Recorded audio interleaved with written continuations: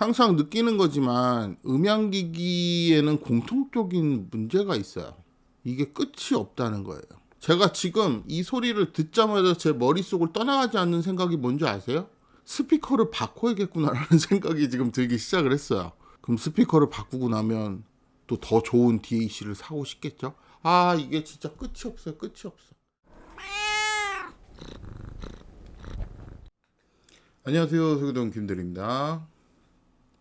앞에서 보셨듯이 얼마 전에 IFI 젠덱 리뷰를 하면서 제가 스피커를 바꾸고 싶어 했었잖아요. 저 PC를 쳐다볼 때마다 바꿔야지 하면서 정말 거의 3개월간 장기간 쇼핑을 했습니다. 이 주머니 사정에 디자인과 성능을 양보하고 고르고 골라 심지어 중고로 구입한 오늘 소개해드릴 제품은 맥키의 3인치 모니터 스피커 CR3X입니다. 먼저 왜 이 스피커를 선택하게 되었는지 복기를 해보면요. 저의 구매 조건은 첫 번째가 예산 20만원 언더, 두 번째는 3, 4인치 정도 북쉘프 스피커 사이즈의 레퍼런스 성향의 모니터 스피커, 세 번째는 블루투스, DAC 같은 잡스러운 기능 없이 깔끔하게 인티앰프 기능만 들어있는 액티브 스피커, 마지막으로 밸런스드 입력이 있었으면 좋겠다. 이렇게 네 가지 조건을 두고 쇼핑을 했습니다. 후보로 찜해놨던 제품들은 먼저 프리소너스 이리스 E 3.5가 있었고요. 다음은 아르테시아 M200, 그리고 제가 구입한 맥키 CR3, 이렇게 세 가지로 좁혀졌었는데요. 추천은 프리소너스 제품이 월등히 많았는데 저는 그 스피커 후면에 있는 고음 저음을 조절하는 레버가 마음에 안 들더라고요. 원하는 성향대로 음질을 조절할 수 있다는 장점도 있지만 뭐 제 고정관념이긴 한데 뭔가 이퀄라이저 같은 게 프리앰프에 붙어 있으면 이 제품이 본연의 음질을 해친다는 생각이 들어서요. 프리소너스는 패스. 솔직히 제일 비싸기도 하고. 가격적으로는 아르테시아 M200이 가장 저렴하고 음질평도 나쁘진 않았는데 일단 볼륨 조절 레버가 뒤에 있고 가장 결정적으로 안 이쁘더라고요. 그래서 M200도 패스. 그래서 마지막으로 남아있는 맥키 CR3로 결정을 하고 중고나라에서 이렇게 째리고 있다가 10만원에 올라왔길래 연신내까지 가서 낼름 질렀습니다. 근데 제가 본 제품은 CR3인데 이게 단종되고 후속 모델로 CR3X가 나오는데 디자인이 조금 바뀌었더라고요. 이전 모델이 더 이쁘긴 한데 뭐 할 수 없죠 뭐. 이제 제품의 외관 자세히 보도록 할게요.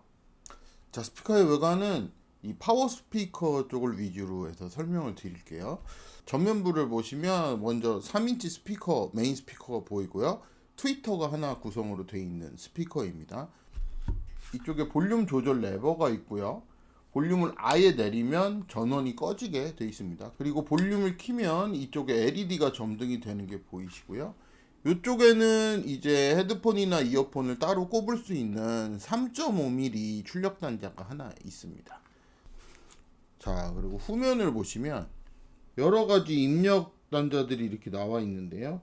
여기에 보면 이제 TRS 밸런스드 입력이 있고요. RCA 언밸런스 입력, 그리고 3.5 입력 이렇게 있고, 요 스위치가 뭐냐면 오른쪽 왼쪽을 임의로 지정을 할 수가 있어요. 그래서 파워 스피커 쪽을 왼쪽을 쓰고 싶다 그러면 레버를 위로 올리면 되고요.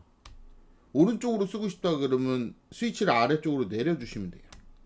요거 이제 메인 전원 스위치고, 이제 이게 패시브 스피커 쪽으로 연결이 가능한 스피커 출력 단자입니다. 이렇게 구성이 되어 있고, 전원은 별도의 어댑터 필요 없이 바로 220V 전원이 들어가는 형태입니다. 패시브 스피커 쪽도 보여드리면 똑같이 스피커의 구성은 같이 되어 있고요. 이 부분에 LED는 들어오진 않아요. 그리고 후면에 보시면 그냥 액티브 스피커에서 연결되는 입력 단자가 전부입니다. 이렇게 구성은 깔끔하게 되어 있습니다. 스피커의 외관은 이 정도면 충분히 보신 것 같고요. 제가 이 스피커를 나름의 PC 파일을 위해서 준비한 별도의 부속이 있는데요. 먼저 이 DAC와 연결할 밸런스드 케이블, 그리고 이 양쪽의 스피커를 연결할 스피커 케이블을 별도로 이렇게 준비하였습니다. DAC와는 보통 RCA 케이블을 연결하는 방식이 일반적인데요. 이 젠덱에는 밸런스드 출력을 지원하잖아요.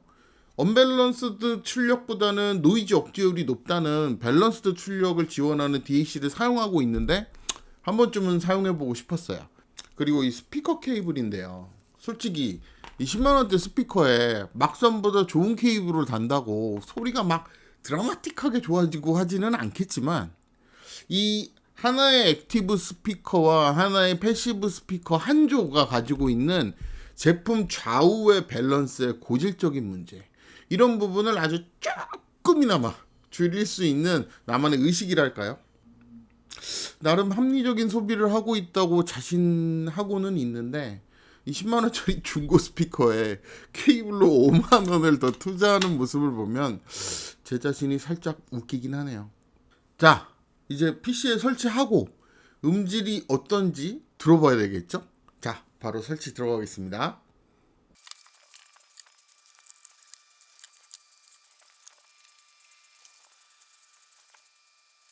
자, 이제 설치는 끝났고요.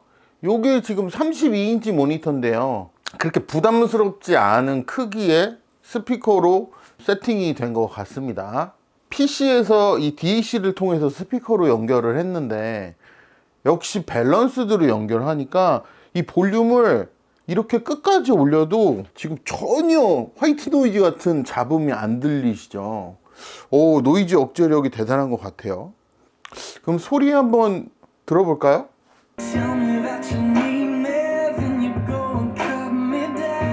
이 3인치 스피커 치고 굉장히 풍부한 소리가 출력이 되고요. 해상력과 공간감 좋습니다. 차지하는 부피에 비해서 상당한 출력을 내주는 스피커인 것 같아요. 펀 사운드라고 하죠. 이 V자 성향을 보여주는 그런 스피커는 아닌 것 같고, 대신에 모든 영역대 소리가 골고루 들리는 전형적인 레퍼런스성 사운드입니다.